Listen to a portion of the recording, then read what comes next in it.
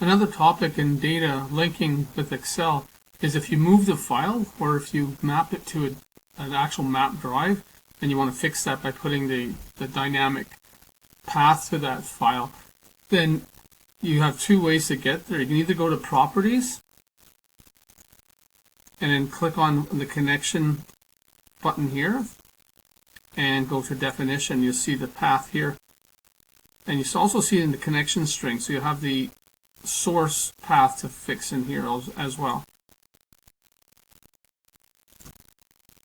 The other way you can get there is by just going to Queries and Connections and double click on the connection that you want to edit and going to Definition.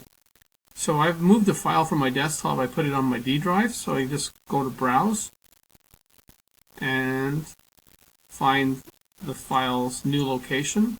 There it is. And relinking to the data source. You can also just edit the connection file, but you'll have to also edit down here if you're going to do it manually by editing. So you notice as I change this automatically changed. So that's it. Click OK. Now to test it, you should do a refresh. Normally when you open the file, it automatically does a refresh. You hit refresh all, and any sheets that have links would automatically refresh. And you'll get errors if you didn't link it properly.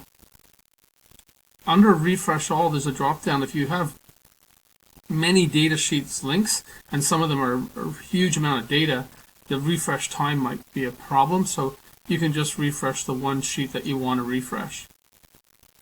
That one's pretty quick. It's only 5,000 rows of data in the raw data source. So I hope you enjoyed this. Thanks.